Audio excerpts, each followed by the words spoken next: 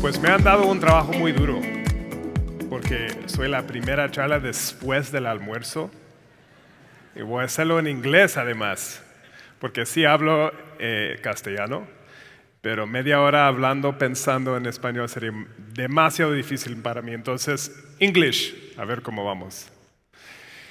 Pues, English. So I am the West Coast correspondent for the Sunday Times. I am writing week in, week out about tech companies, founders, new technologies. I also have my podcast, as was mentioned. I've interviewed more than 350 founders, executives, from Bill Gates to a bunch of founders you may not have heard of, or at least not yet. And so this is what I live and breathe. And I'm very excited to take this next half hour to take you inside Silicon Valley, talk a little bit about what makes it unique, what makes it different, and then talk about some of the inventions and innovations that are happening right now that could change the way we live, work, and do business. So let's start with the basics. Silicon Valley. We've all heard the term. Where is it? It's obvious here on the West Coast. But let's zoom in. This is it. It's about 50 miles from top to bottom, hugging the South San Francisco Bay there, that shaded area. And this is not at all exhaustive, but gives you a sense of the concentration of some of the companies we all know in a really small area. And the way I think about it is that this is a $10 trillion corporate neighborhood. If you add up the value of those companies, the big ones, you quickly get past 10 trillion. I stopped counting after that. You get the idea.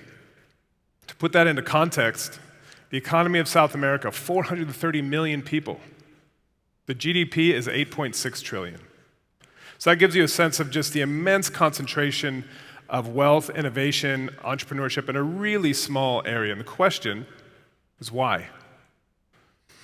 So when I talk about Silicon Valley, I call it a machine to build machines. And when I say that, you might be thinking about the machines that we all think about, the PC back in the day, of course, VR, although I'm a little skeptical about VR, that's a separate talk. What I'm actually talking about are the people. Silicon Valley is a company-building machine. And this was summed up really well by a guy called Yishan Wang, who used to run Reddit. He was also very early at Facebook. And he said, Silicon Valley is best known for new technologies, but there's something else that has created that's far more useful. It's a set of project management techniques designed to take a proven product, overcome bottlenecks, and rapidly scale into a massive world-class company. So the question is, what is the machine building now? Obviously, we all know the answer to that. It's artificial intelligence. And this goes back to the Big Bang moment. November 2022, ChatGPT is launched, and it was by many measures the most successful product launch in the history of business. And this chart here really brings that to life. This is time to 100 million monthly active users. Telephone over there on the left, 75 years. That doesn't really count. The world is very different. But Facebook, 4 years. TikTok, 9 months. ChatGPT took 2 months. Because it came into the world, everybody immediately started playing with it, and there was a realization that this was different, this felt new, something we hadn't experienced before. And so we've talked a lot about AI today, so I'm not going to linger on this, but just generally when we're talking about AI, we're talking about large language models, which are these big systems. You ingest the whole internet, have billions or trillions of weights and biases, all tuned toward a single goal, which is what's the best answer to a given question. Think of it as autocomplete on steroids with a bit of creativity. And what's really interesting right now, what's very exciting, is that I would argue we're at the very beginning of building a new layer of infrastructure, much like electricity more than a century ago. If you think about electricity and being able to just plug into this ambient energy and what that allows, we are at a similar point now with AI. We are going to have ambient intelligence. The top 4 tech companies are spending more than $100 billion a year. You're hearing from some of them today, Microsoft, AWS. Building data centers, buying chips, connectivity, et cetera. And the other really interesting part of this, the exciting part of this is different than the history of computer science. If you look back, it was all about what language do I need to learn to get this dumb machine to do something I want to do. That is now completely flipped on its paradigm because for the first time, machines have cracked our operating system, our OS, right? Language, how we are productive, how we collaborate. And that is a completely different approach to technology, and it's going to unlock a whole waterfront of new opportunities, which we're seeing, of course, and talking about today. Now, the problem is that it's expensive, at least right now. OpenAI very famously spent more than 4 years and close to $1 billion building ChatGPT, GPT 3.5, which is the model that powered ChatGPT, but it's getting cheaper very quickly. So this is a really good illustration of that point from a company called Mosaic ML. They were a startup. They were recently bought last year for over $1 billion. But they'd come up with some really clever software to make it dramatically cheaper and faster to build these systems, coming down 4x per year. And when you think about that, a 4 times reduction each and every year, what today will cost $100 million, in 3 years will cost $1.5 million. And they didn't just say this and move on. They actually put their money where their mouth was. The company that bought them, Databricks, last year, just a couple months ago, released their own ChatGPT rival called DBRX. It took 2 months to build and cost $10 million, and they're giving it away for free. And by all these industry benchmarks, it was better than GPT 3.5, which came out just 18 months ago. So, what does that mean? Of course, there's been an avalanche of investment. Everybody's so excited about AI. What's this going to do for our industries? $180 billion just in the last 3 years and growing. So when you think about what does this mean for me, I work at Intercorp, I work at a different company. Where do I plug this in? What works, what doesn't? I'm very sad to report that we are in the midst of an avalanche of bad ideas. That is what is happening right now in AI. And I'm going to date myself here. Reminds me a lot of when I started my career during the first dot-com boom and bust, 99, 2000. It reminds me a lot of this guy. I don't know if you guys, anybody recognizes the sock puppet here. He was the spokes puppet of Pets.com in 1999. This little puppet was a cultural icon. Pets.com was the quintessential e-commerce startup, the quintessential dot-com company. Everybody's very excited about it. They spent millions on Super Bowl ads. The sock puppet was everywhere. They had a huge IPO, and 9 months later, they were bankrupt.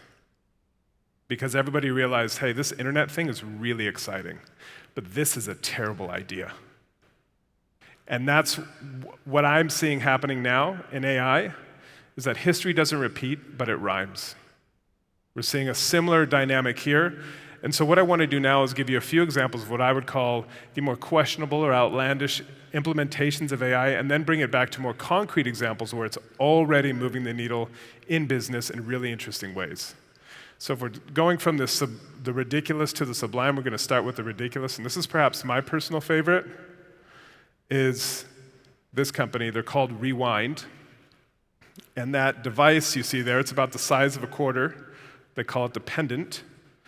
And you can wear it as a necklace, you can put it on your lapel, and it is a recording device.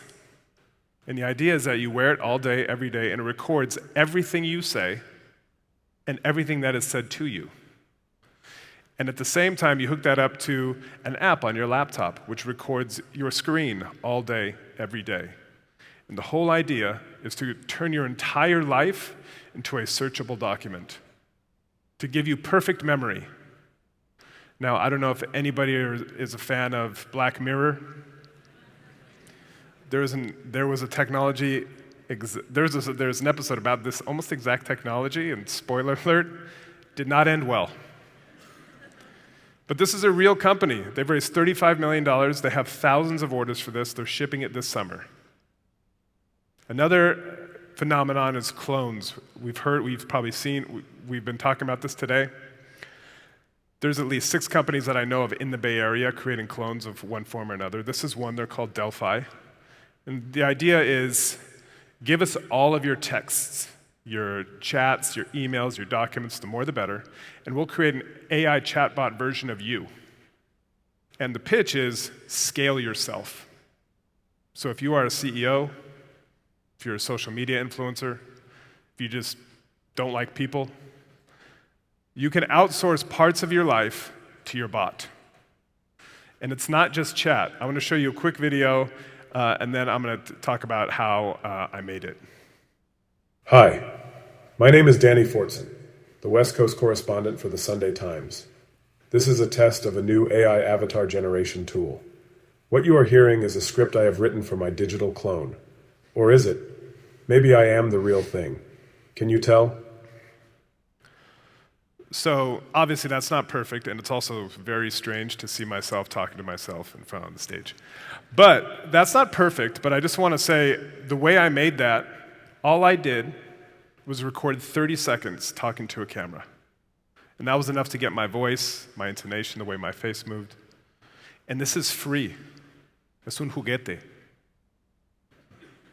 There are other versions of this that are much more powerful, and they're being developed right now. And if you step back and think, okay, this year, 2024, we have more than 70 elections affecting 2 billion people. And there is this technology that's completely unregulated where you can create a very high fidelity video that will say whatever you want it to say. All you have to do is type it in. So on that happy note, we're going to move on. So there's a couple examples now I want to get to. Those are some of the more outlandish or questionable implementations of AI, I would say. But there's a couple other areas that I think are worth talking about, just where it's already making a difference in business. And of course, low-hanging fruit, customer service. You may have heard of a company called Klarna. They're buy now, pay later company. And a few months ago, they said, we have created a chatbot that our single bot does the work of 700 people. This also happened 3 months after they fired 700 people. They said those two things were completely unrelated. I'll leave you to make your own conclusions. But what was really interesting is that they put out some numbers to kind of talk about what this bot was doing. So in 1 month, it handled 2 million conversations, led to a ticket resolution going from an average of 11 minutes to 2 minutes, and reckoned that this would translate into a $40 million increase in profits, right to the bottom line. Now the question is, what do you do with that extra $40 million? I think that's what we're talking about here today. What was even more interesting is what happened to Teleperformance, which is a company, they're a call center company that has nothing to do with Klarna, but when this was announced, their shares dropped 37%. More than 2 billion euros just vaporized because people are so worried about what this means for their business. Another really interesting example is Morgan Stanley Wealth Management. Morgan Stanley, big US bank, their wealth management arm, they have thousands of financial advisors, and their job is basically to help people plan their financial life. If you go back to March 2023, they had a big announcement. They're very excited. They were going to be the launch partner with OpenAI. And they said, we're going to create the world's best financial services chatbot. The way we're going to do this is we're going to feed our decades and decades and decades of market research, intelligence, and analyst notes, et cetera. And we're going to use this to assist our advisors to kind of, cut out some of the busy work looking up the right answers. Now, often, when you see these press releases, they say this is going to be amazing. This is going to be transformative for our company. But you don't often hear what happens after the press release. So, in preparation for today, I called them and asked them how it went. And it was really interesting, the answers they gave. So this is, as of this month. The good is that they did create their chatbot, and it's being used by 97% of their financial advisors, which is higher than anything else that they've ever introduced in terms of tech. It also led to a 20 to 30% increase in productivity because now you have this AI research assistant that just helps you, that cuts out a lot of the busy work looking for that right answer, that bit of research, whatever it may be. The bad is that it took 9 months to implement, involved 20,000 individual pieces of feedback, and they had to implement something called a vector database, which makes it easier to kind of search, make your data searchable. So the point is this is really useful, but it's not exactly like, here, take our magic machine, plug it in, and it's just going to work. And I think it's a really good example of what this actually looks like when you try to put AI into a big, complex organization. So now I want to step back for a second, away from business, and talk and get a little bit existential, and talk about what it means to be human. And I want to talk about it from two aspects, and they're the most basic ones. How we are born and how we die. And how AI is influencing both of those in really interesting ways. So if you're talking about disrupting death from the very beginning, what am I talking about? So this is a company called Orchid. They're based in San Francisco, and their tagline is, have healthy babies. Now, what does that mean? If you are doing in vitro fertilization, IVF, and you say you harvest eggs, you fertilize them, you get 6, 4, 10, however many embryos you end up having. What Orchid will do is say, at day 4, day 5, when these embryos are still embryos, they'll take a small sample and they'll sequence the entire genome of that embryo, of that person-to-be, and they will do a screening. They will make a score. Each embryo gets a score of like 1 to 10. And it is based not just on those risk factors that we've all come to learn about when we're having kids, but the whole menu of things that could go wrong over the course of your life. So we're talking about Alzheimer's, schizophrenia, cancer, diabetes, the list goes on. And we're talking about doing that before you're even born, right? And the way their pitch is, this is the ultimate form of preventative medicine. The best way to treat cancer is to never get it. And so if you combine IVF, genomic screening, and AI, that is what they are selling. And if you talk to the CEO, this is her, Noor Siddiqui, her vision is that this will become the default way that we have children. As price comes down, that's a big part of that, obviously. This stuff is expensive right now. But if you think about it, you know, in San Francisco right now, I know when I was researching this, I talked to 3 different couples who had no genetic preconditions, had no problems conceiving that they knew about, but were choosing this as a first step. They're very quantitatively minded, and they said, well, why wouldn't I do this? If I can afford it, why leave it to chance? Why leave it to nature alone? Why not use AI to maximize the chances that my unborn child will live a long, healthy life? So this creates a lot of big ethical questions, and this is actually all very new. The first generation of babies using this technology are being born as we speak, but it's going to lead to some difficult societal level questions. Now let's go to the end of life and to death, and what does that actually mean? Is the concept of death changing? We talked earlier about clones. Well, now people are, if you think about, our device-centered lives, the digital footprints we leave behind, massive amounts of data. What if we could use that to create a posthumous bot, a death bot? And that is what people are also doing. I'm going to show you a quick video of a man in China who lost his grown son and handed a company all the stuff he had, all the videos, all the photos, everything, to create a video that, because he hasn't been able to let go. I think, if this is going to work. 从真正的内心来说呢，肯定是走不出来。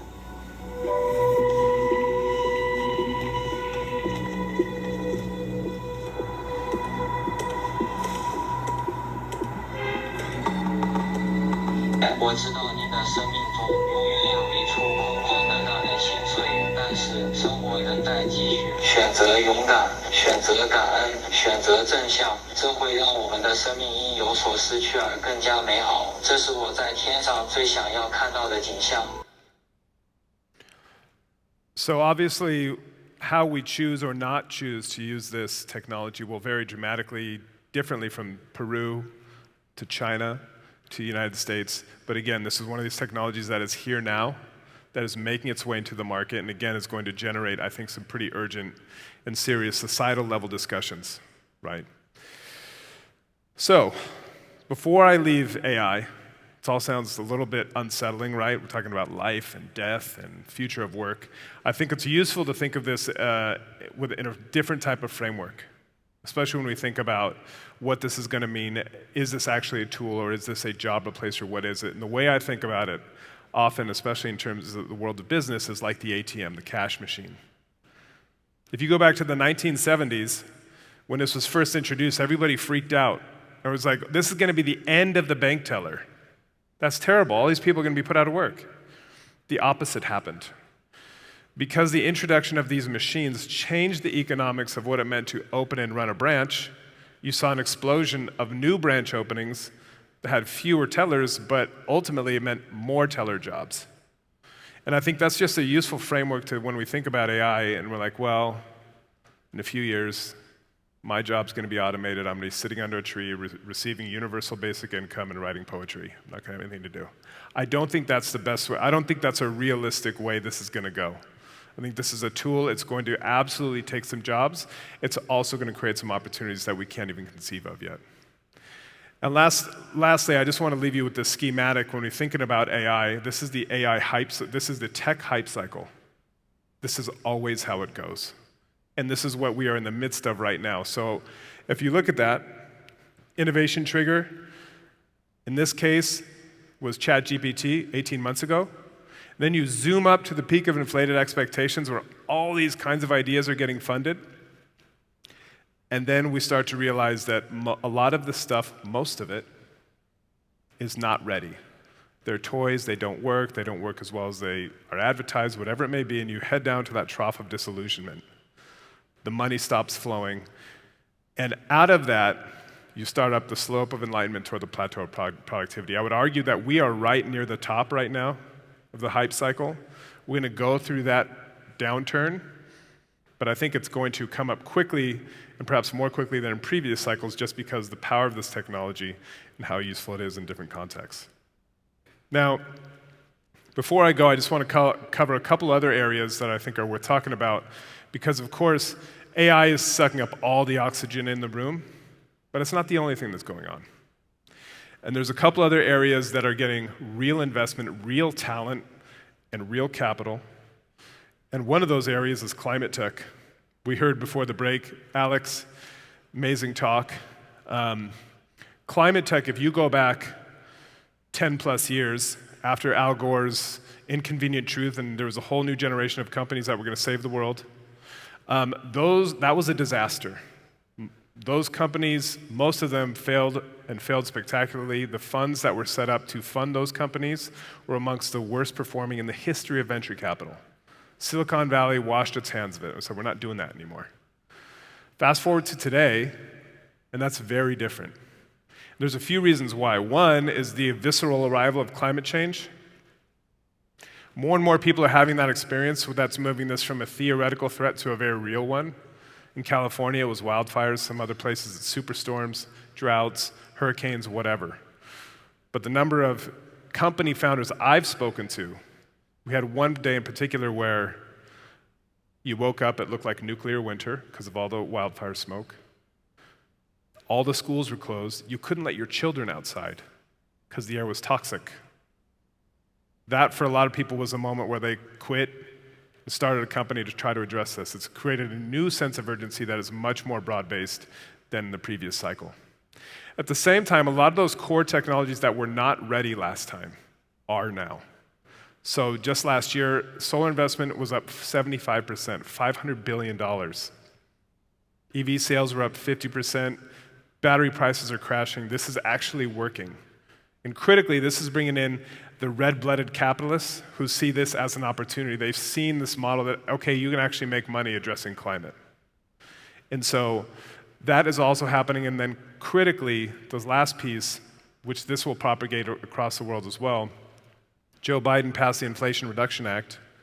This is initially going to be $370 billion of tax cuts and subsidies for all these different green technologies. The latest estimates is that's going to total up to more than $1 trillion. And I would challenge you to find any industry, any new industry, that has $1 trillion pushing it along.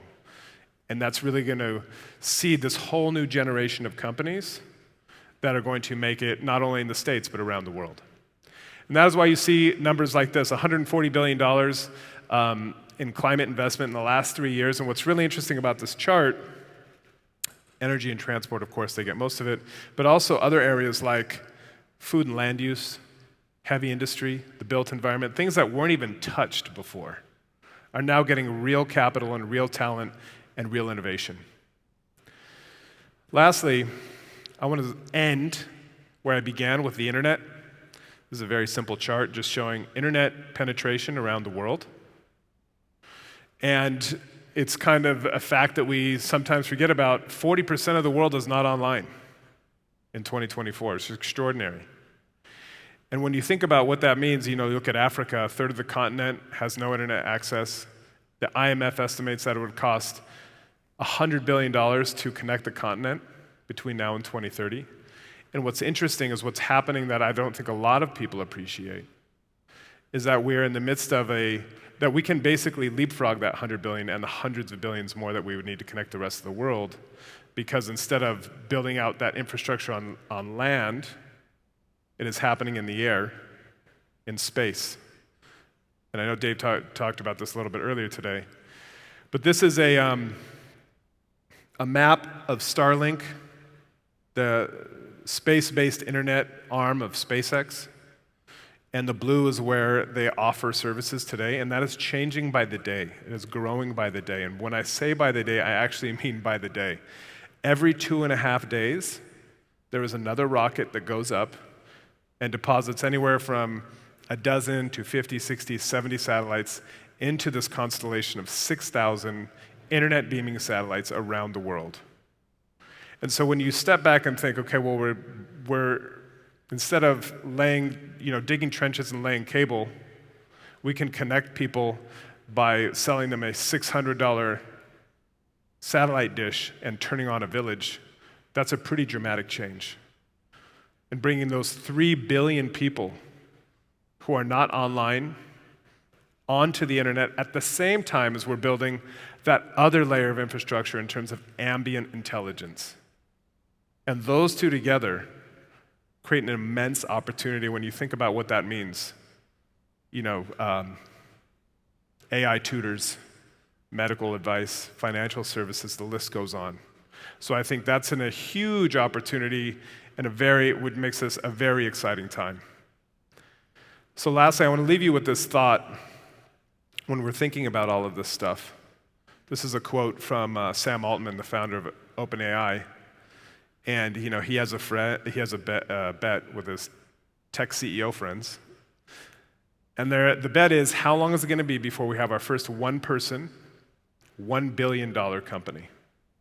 And I think it's a really useful framing to think about when we think about your daily work, your division, your company, and what are the big and small opportunities that might be eligible or most likely to be improved by these type of AI technologies. So if there's one thought I would leave you with in terms of AI and the strange moment we find ourselves in with all of these terrible ideas, but also some very good ones, is to think big and start small. If you think what Morgan Stanley did, that's a huge international bank. And the way that they're implementing AI is effectively a back office researcher, which for that part of the bank is creating real results, but it's not exactly revolutionizing the whole thing overnight.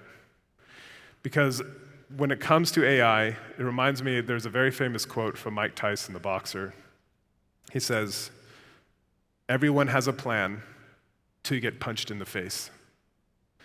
And AI, sooner or later, is going to try to punch us all in the face. And I'm not saying it's going to take your job, it might make it better, but the sooner you start experimenting, often in low-stakes ways, figuring out what this stuff is good at, what it's not, where it can plug in, where it can't, you'll be more prepared for when it does improve or it does arrive to your job, your division, your industry. That is it. That is all the time I have, but I want to thank you for listening, and I really look forward to your questions.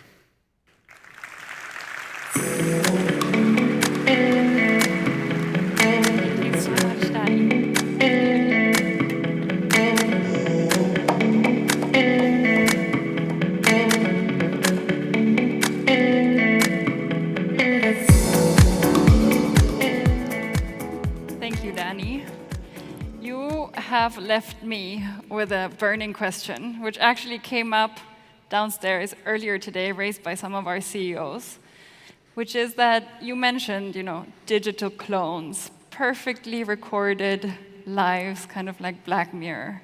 It leaves me thinking, how do you envision the future of human interaction under the influence of these technologies in the next years, 10 to 30 years? That's a big question. So I think I have a pessimistic take and an optimistic take. The pessimistic take is that we know what social media has done, and we know what allowing a very powerful technology just propagate with no regulation, what that looks like when we talk about what's doing to young people, to society, et cetera. So that's very worrying. But at the same time, I like to be optimistic. I like the ATM analogy that this is a tool, right? It can be, it's humans plus rather than human replacing. So I think in the best case, it can free us from some of the drudgery, but the question is what do you do with the rest of that time, right? And if it's freeing us for that extra 20% or 50% of our lives so we can spend more time on TikTok, then that's just the worst of all worlds. Right. Yeah, that's right. My next question is one that I'm sure many of our fellow intercorporates have, which is, and it connects to your final point, which is think big, start small, and start now. How? How do we get started? Give us the tips. So I think there's a couple things. One is that, when you're trying to do something new, especially in a big organization, you're never going to find anything where everyone agrees. But we had some friends from Amazon here earlier, and one of their core tenets is disagree and commit. Agree to try something, and then even if everybody doesn't agree with it, you kind of move forward and you try it, and then you measure it, right? And if it doesn't work, you move on. But also doing it in a way that is low stakes, right? A kind of a sandbox idea, where if it goes terribly wrong, it's not going to destroy anything, it's not going to ruin your business, it's not going to put somebody out of work, whatever it may be. So I think coming up with an idea, getting enough people to agree to it, moving forward, measuring it, and doing it in a really low stakes way so that, things are going to end up happening that you don't expect, but at least you know that the stakes are low and it's not going to ruin your company. Right.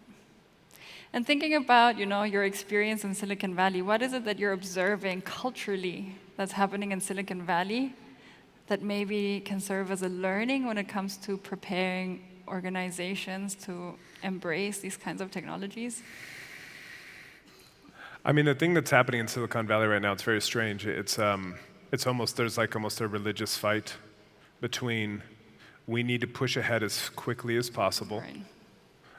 And anyone who wants to stand in your way, they even have a name for it. They're called decelerationist. You are a decel, which is kind of a pejorative term that is being thrown around now. And so I think there's this fight between moving as fast as possible. The axiom in Silicon Valley is it's better to ask forgiveness than permission. So there's that faction at the same time as some others being like, well, wait a minute, these are some pretty big, pretty powerful technologies. We need to be more thoughtful about that. And I think how you approach that depends on the company, right? Some companies are 100% going for it, others are a bit more cautious, and I think it has to mesh with your culture and also depends on the industry in which you're in and how susceptible you are to those changes or what the opportunity is, how big it is. Yeah, which almost makes me think that the last two questions connect in the sense that you get started and you kind of figure out as you test it and approach it in the sandbox way what your personal appetite is and what your company's appetite is for that change. Yeah, and a lot of these, there's lots of stories in Silicon Valley around you start with one thing and then you realize that doesn't work at all. But through that experience, then you're like, well, actually, it's like Slack started out as a video game. Right. And the video game was terrible, but they realized the system that they made to communicate about the video game was the thing. And I think that's one example of many of where if you just start experimenting, you'll be amazed at what you find just through that experience. Right. Danny, thank you so much. All of you, ya saben, think big, start now, start small, or the other way around. Yeah. And also, if you want to hear more from Danny, do remember that his podcasts, Danny in the Valley, are available on Spotify. Subscribe. So that way you continue the conversation and you'll learn more. Thank you so much. Thank you.